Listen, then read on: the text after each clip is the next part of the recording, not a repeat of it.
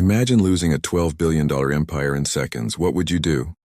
The glass walls of Meridian Global Systems reflected the Manhattan skyline like a mirror made of light and ambition. At its center stood Nathan Carter, a man who had built an empire from sleepless nights, ruthless precision, and an unshakable belief that he could never lose. But that night, everything he believed in shattered. It started with a single red alert blinking on his monitor, then another and another. Within seconds, every screen in his office filled with cascading errors, data breaches, deleted accounts, financial losses. The system was collapsing from the inside. The empire he'd spent 15 years constructing was disintegrating in real time. Nathan slammed his fist on the mahogany desk, breath quickening. No, this can't be happening. The merger he was supposed to sign at dawn, worth $12 billion, was slipping through his fingers. Every minute cost him millions. Outside the floor-to-ceiling windows, New York glowed, indifferent to his despair. The city never stopped. It simply watched men like him rise and fall. He dismissed the team hours ago, unable to face their frightened eyes. He wanted silence, but then he heard footsteps in the hallway. Soft, steady, and followed by the faint squeak of wheels. He looked up and froze. A woman in a blue janitorial uniform was pushing a cleaning cart down the corridor. She stopped at his office door, startled to find him still there. Her light brown hair was tied back neatly. Her eyes, clear, piercing gray, met his with quiet curiosity. Nathan forced a bitter laugh. "Don't worry, you're not interrupting. Just watching 15 years of my life burn." She hesitated, then knocked gently on the glass.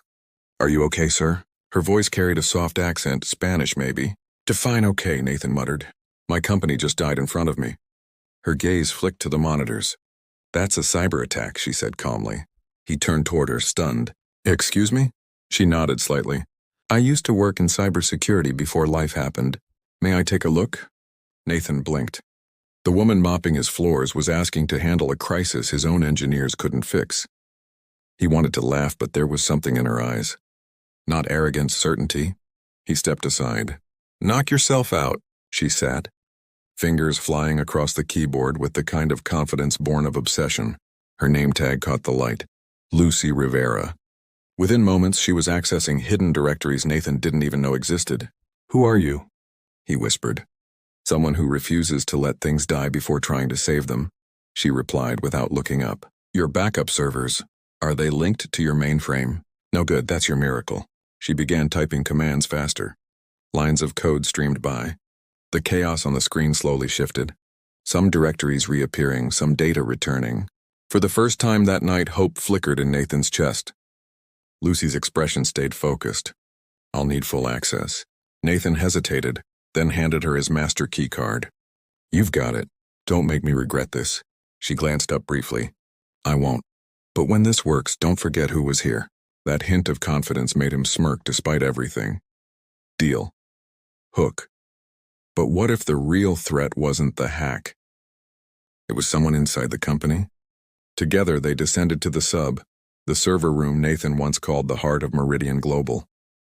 Cold air greeted them, humming with electricity. Lucy's eyes scanned the maze of machines. "We're bringing it back to life," she said, "but I need silence in 6 hours." "Done," Nathan replied. For once, he wasn't the one giving orders. As she worked, he watched her steady, unflinching, tireless. Every keystroke echoed like a heartbeat against the walls. Hours slipped by. Coffee turned cold. When the clock neared 3 a.m., something shifted. The red alerts on the monitors flickered and vanished. Directories restored. Systems rebooting. "Wait," Nathan breathed. "Is this real?" Lucy smiled faintly. "Your empire's breathing again, Mr. Carter. Just needed a little CPR." Nathan let out a shaky laugh, half disbelief, half relief. "How do I even thank you?" "Don't," she said.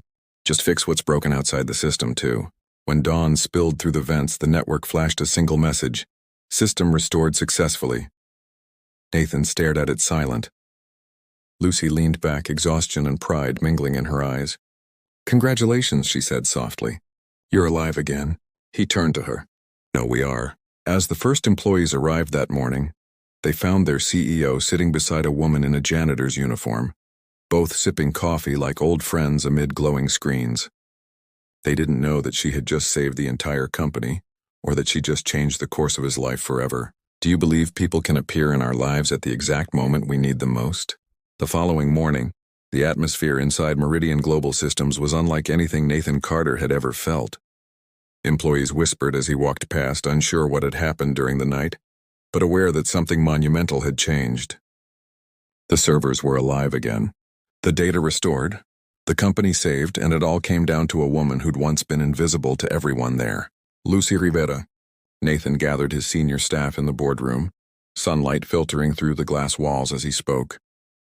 "I want to introduce someone," he said, his voice steady, but carrying a weight that made everyone listen. "This is Lucy Rivera. Without her, none of this would exist right now." The team stared in stunned silence. The new head of cybersecurity was wearing the same blue uniform from last night. Her eyes lowered, her hands clasped together. Ryan Campbell, the company's chief technology officer, crossed his arms. "You're saying the janitor fixed what an entire department couldn't?" Nathan met his gaze without blinking. "That's exactly what I'm saying. Starting today, Lucy will lead a new cybersecurity division. She answers directly to me." The murmurs around the room grew. Ryan's jaw tightened, but he didn't argue out in front of everyone. After the meeting, he caught up with Nathan in the hallway. "This is a mistake," he said sharply. "You're trusting someone you barely know." Nathan turned slowly. "I know what I saw, and I know results when I see them. She's earned this." He walked away before Ryan could respond. That afternoon, Lucy returned to the building, not as a cleaner, but as an engineer. Her new badge gleamed as the elevator doors closed behind her. The same people who used to ignore her now stepped aside when she passed. But despite her calm expression, she felt a quiet pressure settle over her shoulders. Everyone was watching, waiting for her to fail. Nathan met her at the top floor, smiling, ready for round two. She nodded always. He led her through the glass corridors to a smaller room adjacent to his office, her new workspace. "Everything you need is here," he said. "And Lucy, thank you again." Her eyes softened. "You don't need to thank me. Just don't lose faith when things get hard." He smiled faintly. "I've already learned that from you." Days turned into weeks. Lucy rebuilt Meridian's digital setup from the ground up.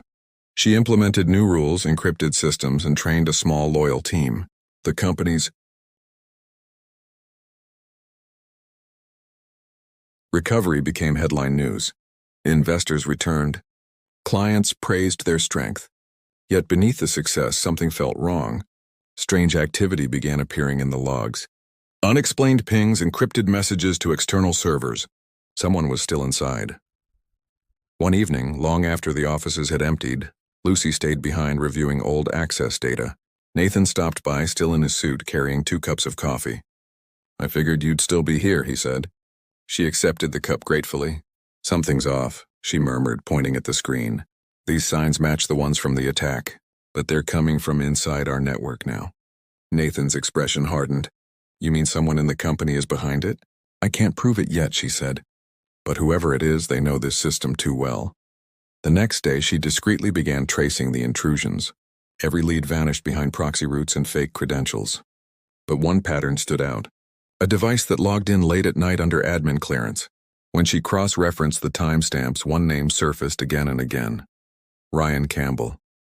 Her pulse quickened. She'd suspected his hostility ran deeper than jealousy, but this was proof. That night, Lucy walked into Nathan's office holding a flash drive. "We need to talk," she said. He could tell from her tone this wasn't about code. She plugged the drive into his computer and the logs filled the screen. "These are from our internal servers," she said. Ryan used his credentials to access restricted data during the night of the breach. He rerouted permissions and deleted records afterward. He was the entry point. Nathan stared at the evidence in silence. "Are you absolutely sure?" "Yes. I double-checked the metadata." He tried to hide it, but not well enough. Nathan rose slowly, pacing the room. "If this leaks, we'll lose investors again. The board will panic. The press will eat us alive. Then we don't leak it yet," Lucy said. "We let him think he's still safe. Give me time to trace who he's working for." Nathan stopped and looked at her. Admiration mingled with concern. "That's dangerous." She smiled faintly.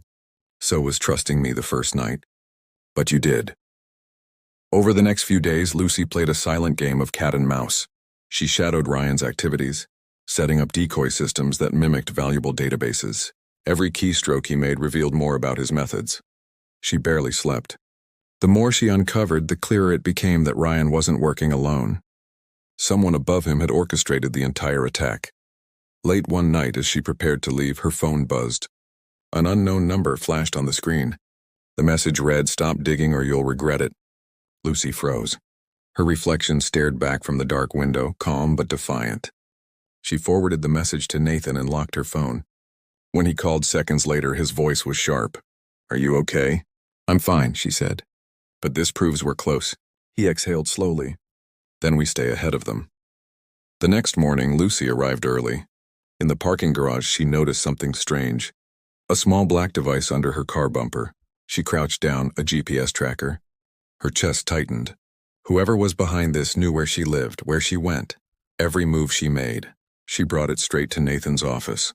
He stared at it, horrified. "We need to call the police." "Not yet," she said firmly. "If we alert them, the people behind this will vanish. Let's make them think I'm still unaware." "You're turning this into a trap," he realized. She nodded. "Exactly." That night, they stayed in the building long after everyone else had gone. Lucy worked at her desk, pretending to be absorbed in a dummy file filled with fake data. Nathan waited in his darkened office, watching through the glass walls. The tension was suffocating. Then at 11:40 p.m., the security cameras flickered. Someone was inside. The office door creaked open. Ryan Campbell stepped in, clutching a folder. "Lucy," he said, his tone too casual. "Working late again." "Always," she replied, not turning around. "And you?" "Just retrieving something I left behind." He approached the desk slowly, his reflection hovering behind her on the screen. "You've made quite a name for yourself, haven't you? The CEO's new favorite." "I'm just doing my job," she said calmly. "Funny," he said. "Your job seems to involve digging into mine." He reached for her computer mouse. "Don't touch that," she warned quietly. At that moment, the light snapped on. Nathan stepped out of the shadows. "It's over, Ryan." Ryan froze, eyes darting between them. "You think you know what's going on? You have no idea.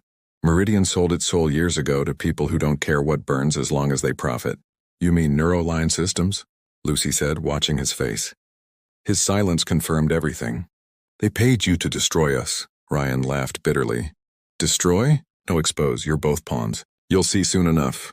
He shoved the folder into Nathan's chest and stormed out.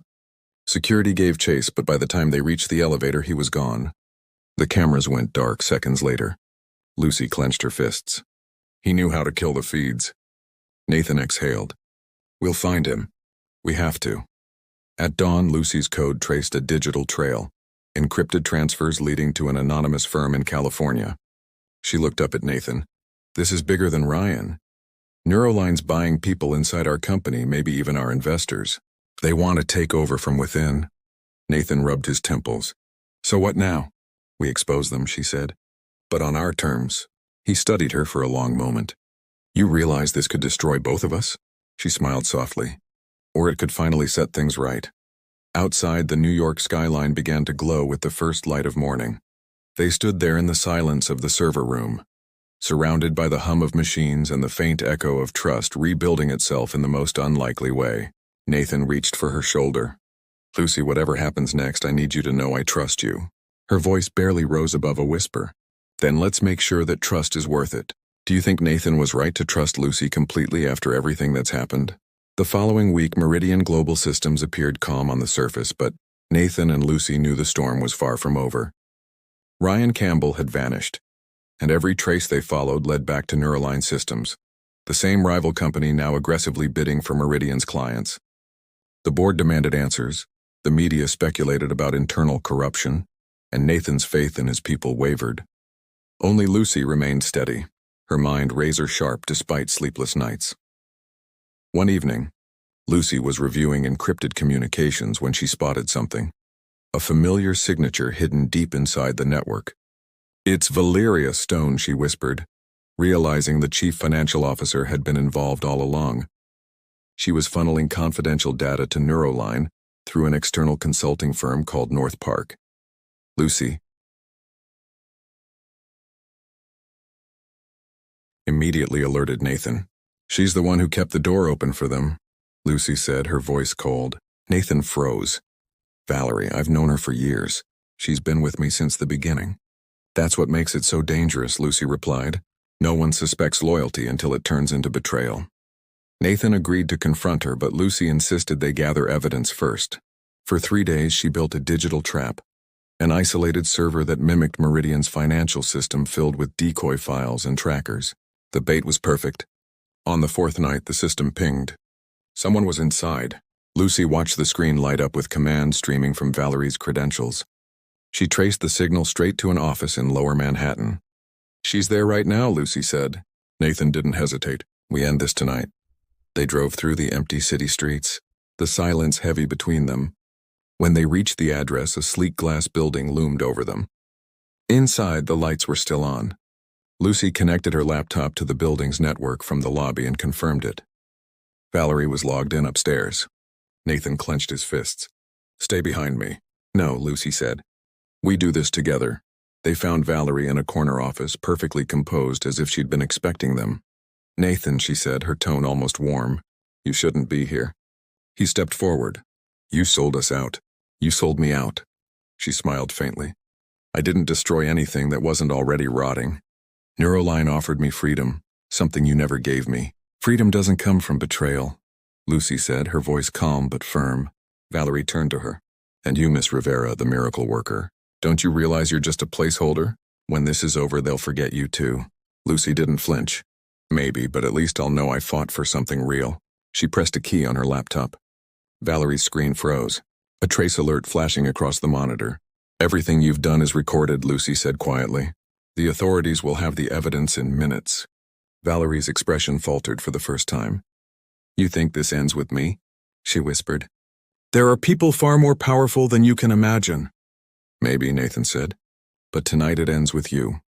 Within minutes, federal agents arrived, led by Nathan's legal counsel.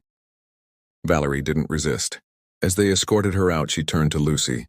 "Enjoy your victory while it lasts. Heroes always fall harder." The next morning, the story exploded across every major outlet. Meridian's CFO arrested for corporate spying linked to Neuroline systems. Investors held their breath, but something unexpected happened. Public sympathy turned toward Nathan and his company. People admired how they had faced betrayal with openness. Meridian's value surged overnight. The crisis that could have destroyed them became the foundation of something new. When Nathan walked into Lucy's office that afternoon, she was packing up files. "Where are you going?" he asked, half anxious. "Home," she smiled. "For once to sleep and maybe to remember what daylight looks like." He laughed softly. "You've earned it more than anyone." She hesitated. "You know, I never planned to stay here forever. I just wanted to fix what was broken." He looked at her quietly. "Then maybe fix one more thing. Me." That evening, they stood by the massive windows of Meridian's top floor, the skyline reflecting in their eyes. The company below them buzzed with renewed life. "When I first met you," Nathan said, "I thought you were just someone cleaning up my mess, but you were building something bigger, something I didn't even see." Lucy smiled, looking out over the city lights. "Sometimes it takes losing everything to remember what matters. And what matters to you now?" he asked softly. She turned toward him. "People who don't give up even when it hurts."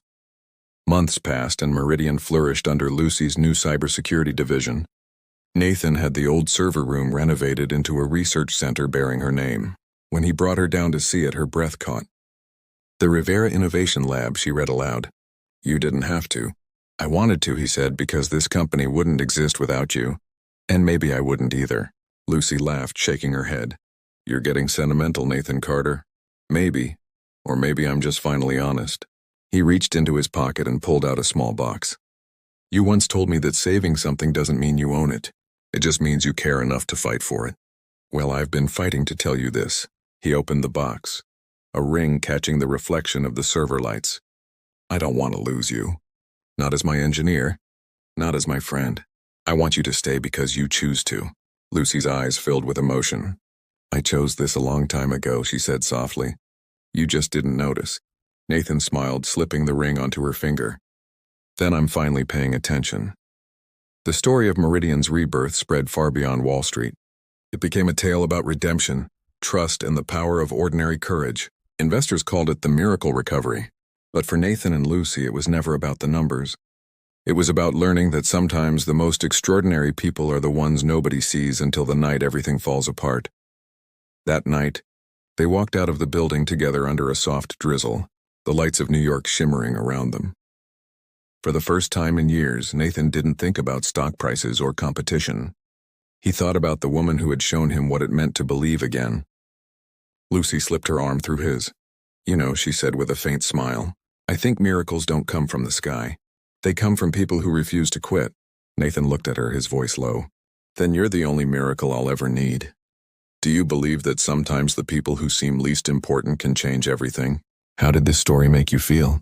Did it surprise you or move you? If it touched you, type the number 100 in the comments to let me know you felt it too. Tell me what country you're watching from, and please share this story with someone who still believes in second chances.